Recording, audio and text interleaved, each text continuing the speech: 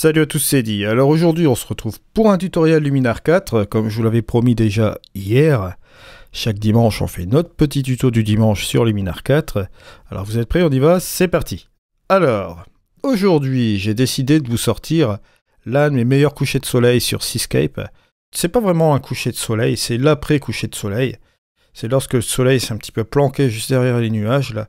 Et ça m'a donné cette luminosité rouge, ça m'a fait vraiment halluciner ce jour-là. Et justement, je m'étais positionné avec mon trépied sur la plage, et j'avais fait une petite composition comme vous voyez ici, avec les réflexions pour ramener justement juste à ce nuage rouge assez hallucinant. Et là, on a bien entendu cette falaise qui fait aussi office pour ramener justement sur ce sujet-là. Ok ? Pour petite information, cette photo-là, lorsque je l'avais développée, je l'avais sorti en fridge magnet quand j'avais encore mon magasin de souvenirs. Des prints de fine art que je vendais aussi dans ce magasin-là également. Alors ici, j'ai fait ça au 14 mm. C'est un Samyang à l'époque, hein, avant de changer avec mon Tamron. Et là, comme vous pouvez le constater ici, bon, avec un grand angle, ultra grand angle en l'occurrence, vous avez des maisons ici qu'il va falloir redresser forcément à cause de la déformation du grand angle. Encore un petit truc aussi à savoir quand on a la prise de vue, bien entendu. Si on prend un ultra grand angle, ça ne représente pas la réalité, bien entendu. Mais c'est un choix artistique de choisir un grand angle. Voilà. Alors, on va aller en premier lieu dans la toile. On va changer tout ce qui est distorsion et suppression des franges. Et là, vous avez ce petit panel.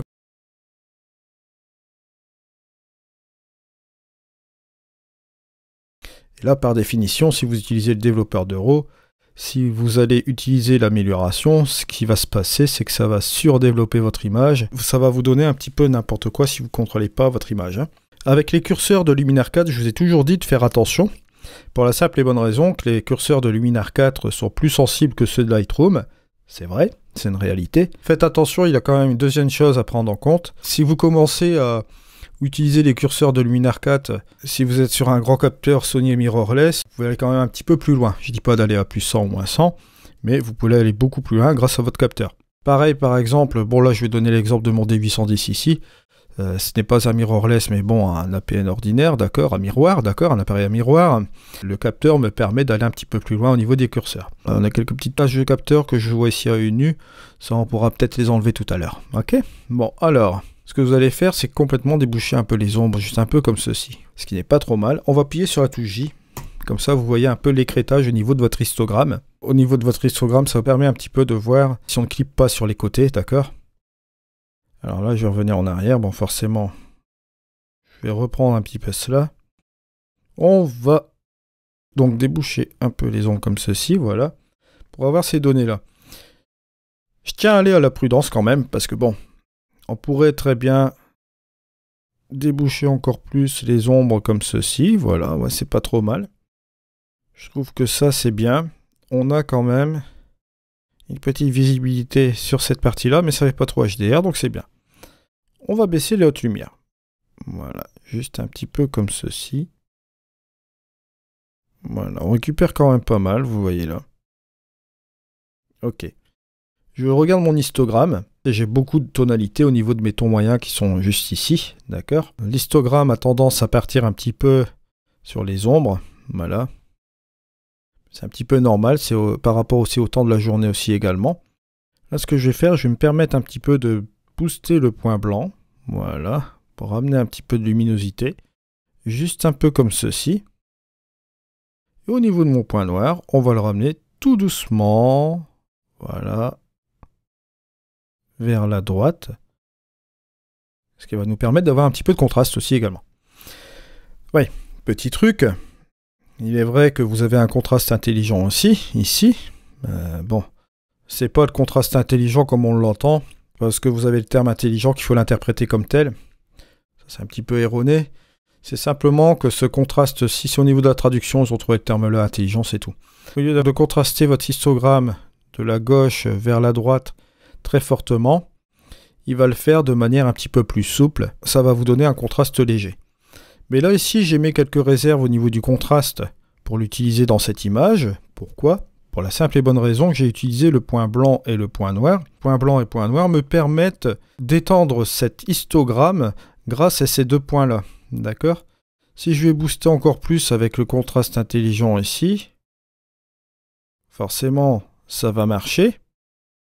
Ok, on va ramener un petit peu de contraste, mais bon, là, ça va me boucher un petit peu au niveau de mes ombres. Et regardez, ça fait un petit peu trop exagéré, ça surenchère un peu l'image. Et ça, je trouve ça vraiment pas esthétique. Là, par contre, ce que je vais faire, c'est je vais aller dans les pros, je vais plutôt utiliser les contrastes avancés. Et en fait, j'ai plusieurs zones dans l'image. Si on regarde un petit peu cette image-là, comment elle est balancée, on a beaucoup de hautes lumières qui sont situées juste à cette zone-là. On a cette partie de nuage qui est là, on a bon, la partie du sable avec la réflexion. Donc un mélange d'ombre et de haute lumière, prédominante avec les hautes lumières, bien entendu. Donc il va falloir contraster par zone. Et le contraste avancé, justement, est là pour ça. Ok? Alors, moi, par définition, ce que je vais faire, c'est un peu m'amuser avec le point fort. Bon, le point fort, c'est quoi? C'est le contraste des hautes lumières. Alors, on va balancer ça comme ceci. On va utiliser, par exemple, ce point fort à 53 au niveau du contraste. Et vous avez la possibilité de soit ramener à gauche, mais là, ça va ramener votre histogramme au niveau de votre lumière, ça va avoir tendance à cramer, donc ça sert à rien. On va aller plutôt dans l'autre sens. Voilà. Et je vais faire attention à cette petite zone rouge là. Donc là, ici, prudence, parce que là, si je vais trop vers la droite, ça va avoir tendance à effacer les données qu'on a un petit peu dans, justement, cette image juste ici, vous voyez. Donc le point fort contraste, je vais un petit peu le ralentir ici, voilà, juste un peu comme ça. Là, on va dire qu'on est quand même bien. Ok? Ensuite, contraste des tons moyens.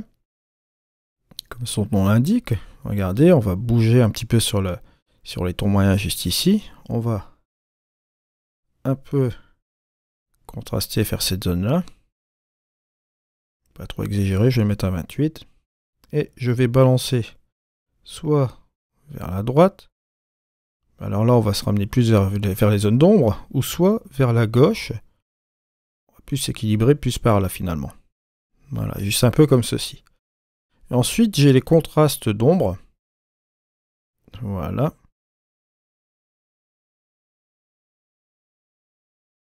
Si je vais par ici, j'avais déjà ramené le point noir, vous voyez juste ici. Ça va pas arranger les choses, donc je vais prêter vraiment attention à cela.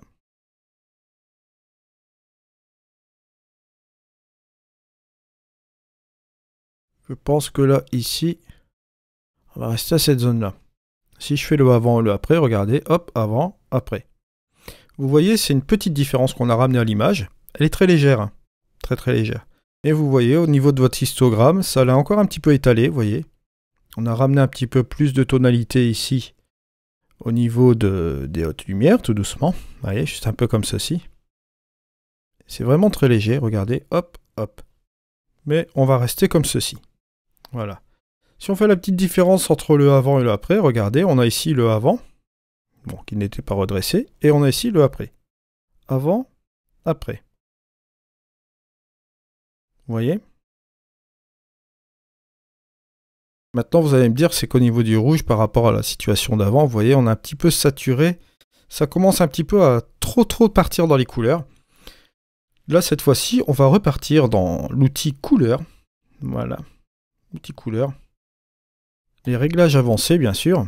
On va rester sur le rouge, sur le canal rouge, justement. Et là, cette fois-ci, on va regarder si avec la luminance, on peut pas faire quelque chose. Voilà. Et la saturation, justement... Bon, là, si je reste ici, je vais d'abord regarder la saturation. Bon. Si je sature, forcément, ça va être trop rouge. Si je désature, voilà, on est sur quelque chose d'intéressant. Voilà, vous voyez. On retrouve un petit peu quelque chose d'un peu plus naturel. Si je compare par rapport à l'image de départ, hop. Voilà. On est sur quelque chose de pas trop mal. Maintenant, on pourrait accentuer la luminosité de ce rouge. Juste un peu comme ceci. Peut-être pas mal. Une petite comparaison. Voilà, c'est pas mal du tout. On va rester comme ça. Vous aurez remarqué que la balance des blancs, je n'y ai pas touché auparavant. Pourquoi? Pour la simple et bonne raison que cette balance des blancs là, bon, je voulais la garder un peu comme ceci parce qu'on commence à rentrer en heure bleue. Maintenant, rien n'empêche. Si vous voulez rajouter un petit peu de chaleur ici au niveau de votre image, vous le faites juste un petit peu comme ceci. Voilà. Donc, on en arrive un petit peu à cela, à ce résultat, vous voyez. Si vous faites ceci, bon, comme vous voyez ici, avant-après, même au niveau des nuages, on a réussi à faire ressortir quelque chose. C'est assez léger, on voit des petits trucs assez sympas. Maintenant, je vais jouer sur le canal des bleus. Ok. Canal des bleus, on va toujours aller dans l'outil couleur, d'accord. On va aller là, comme ceci. Et forcément, je vais baisser la luminance. Voilà. Pour un petit peu obscurcir cette zone-là. Et je vais booster un peu ma saturation. Voilà. Si vous regardez un petit peu la petite différence entre le avant et le après, regardez, hop, avant, après. On a vraiment quelque chose d'assez sympa. Vous voyez, en rien qu'en modifiant justement avec le HSL, enfin le TSL en français, teinte, saturation et luminance, on a réussi à rebalancer la luminosité juste ici. On a un petit peu baissé la luminosité du bleu et un peu saturé. Maintenant, si vous trouvez que les rouges ici sont un petit peu trop désaturés, rien ne vous empêche de les ramener un peu, hop, comme ceci. Vous voyez? Voilà. On est toujours sur quelque chose de pas trop mal. Hein. On va aller sur l'outil structure. L'outil structure qui est vraiment très très intéressant ici. Parce que là, on va ramener plus de structure sur ces flaques qui sont ici. Là, hop. Voilà, on va le mettre à 31. Là, cette fois-ci, j'ai enlevé mes indicateurs. Voilà. Si vous avez quelques points noirs, c'est pas bien gênant après. Là, on va rentrer plus dans le créatif. Et si je fais le avant et le après, vous voyez, on a ramené quelque chose d'intéressant dans l'image. Ce n'est pas trop mal. Si je fais toujours là le avant et le après. Hop. Regardez, avant, après. On a rajouté un petit peu de gouache au niveau de notre image. Mais ça reste quelque chose de plus ou moins doux. Voilà. Et si vous estimez que vous voulez rajouter un petit peu de douceur au niveau de votre image, là on va aller directement dans l'outil portrait, parce que bon, c'est là où on va trouver l'effet Orton. L'effet Orton, on va le laisser en type 1, vous avez type 1 et type 2, on a des réglages avancés qui sont là, avec l'adoucissement, la luminosité et le contraste, aussi la saturation. Là, on va booster l'effet Orton. Voilà, juste un peu comme ceci, ouais. J'aime bien ce que ça fait.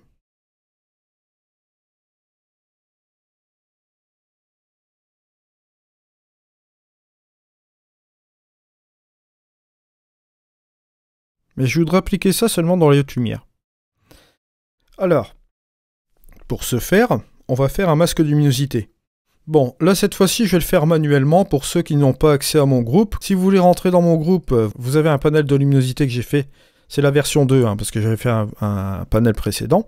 Et si vous décidez donc de rentrer dans le groupe pour avoir le panel, vous allez voir avec le panel, ça va beaucoup plus vite. Mais je vais vous montrer ici la méthode à faire manuellement. Hein. Vous allez voir, c'est très très simple ici. On va sélectionner les hautes lumières. Pour sélectionner les hautes lumières, on va aller dans les calques. On va appuyer sur le petit plus qui est ici, vous voyez. Et vous allez rajouter un calque de réglage. Ok. Une fois que vous avez fait ce calque de réglage, vous allez dans la conversion noir et blanc. Allez, convertir en noir et blanc. Voilà. Une fois que vous avez fait cela, vous êtes en noir et blanc forcément. Donc vous allez aller dans l'outil lumière. Ici, avec le curseur d'exposition, vous allez pouvoir aller vers la gauche ou vers la droite. Ok. Il faut savoir un truc dans les masques de luminosité. Bon, ici, en l'occurrence, c'est un masque de haute lumière. Dans ce masque-ci, quand on va l'appliquer après, vous allez voir, c'est très très simple. Le blanc va s'appliquer au niveau de votre effet, et tout ce qui est couleur foncée, le noir, ne va pas s'appliquer. On va un petit peu accentuer ce masque, on va booster les hautes lumières, et on va baisser les ombres à fond. On va faire de même avec les blancs et les noirs. Juste un peu comme ceci. Une fois que vous avez fait cela, vous jouez avec votre curseur d'exposition. Et comme vous pouvez le constater ici, vous pouvez jouer, bien sûr, avec une sélection qui sera plus ou moins précise au niveau de votre sélection, au niveau de votre lumière. D'accord? Maintenant, vous pouvez jouer aussi avec le curseur de contraste intelligent, juste un peu comme ceci, pour affiner encore plus la zone, pour, on va dire, pour faire une transition un petit peu plus fine. Vous pouvez par exemple décontraster complètement l'image de contraste intelligent. Et là, vous pouvez jouer avec votre curseur d'exposition juste un peu comme ceci. Et vous pouvez même aller encore plus loin.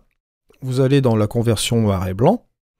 Si vous voulez par exemple chasser les bleus ou augmenter les bleus dans votre sélection, les différents canaux lumineux en noir et blanc, ça vous permet un petit peu d'être plus fin au niveau de votre sélection. Vous voyez par exemple, bon là ici on ne va pas vraiment le voir, mais si on revient par exemple sur cette partie-là, qu'on repart dans le curseur noir et blanc, si on va sélectionner le canal bleu, vous voyez, si on baisse la luminosité des bleus, on va enlever une partie des bleus qui vont être dans le ciel, qui sont ici, d'accord?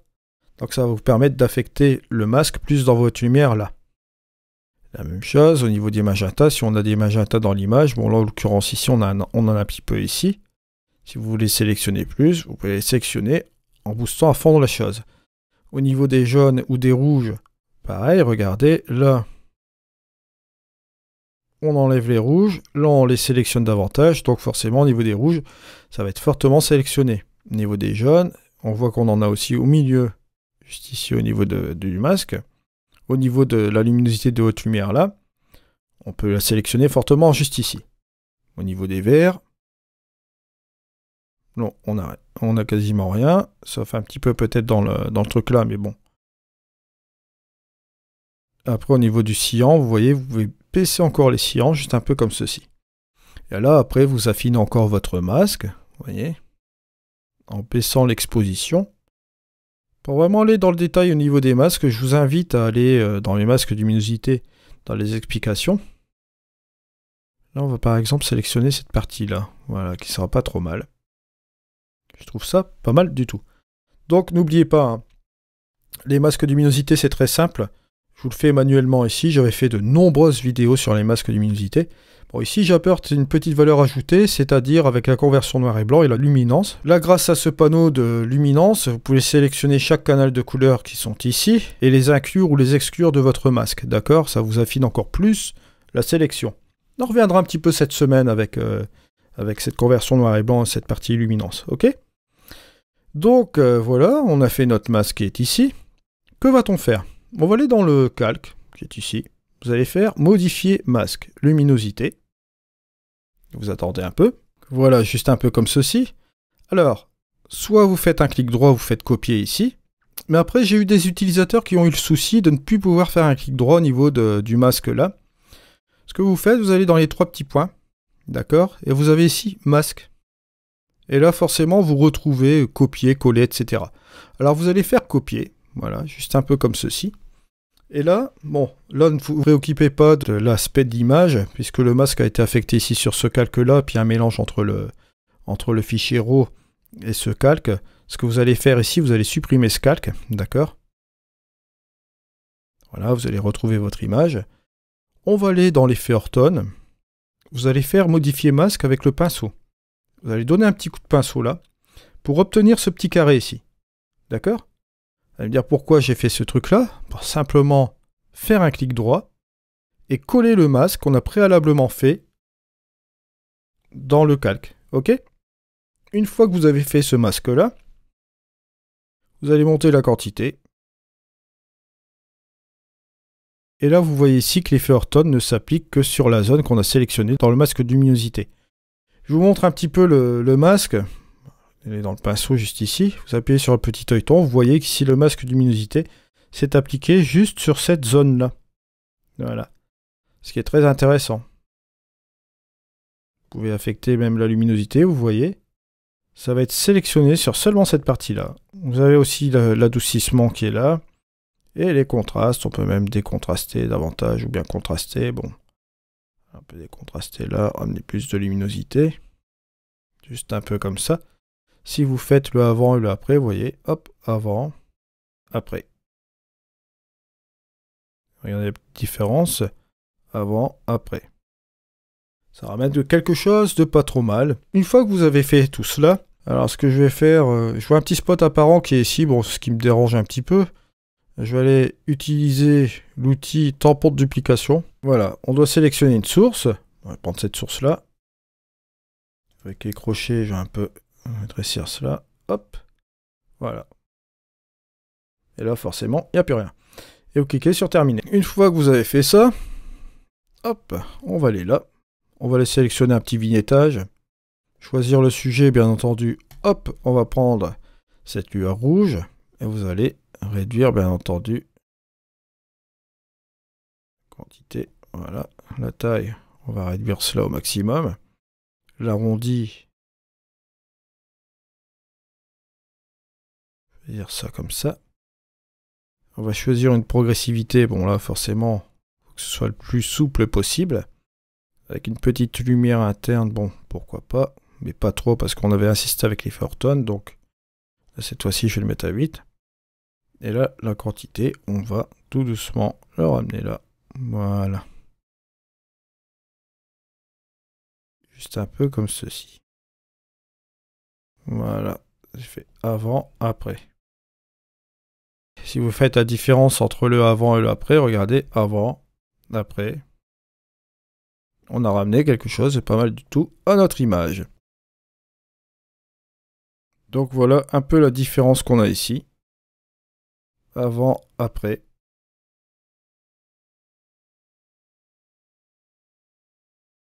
On a ramené un petit peu de gouache à notre image. Juste un peu comme ceci.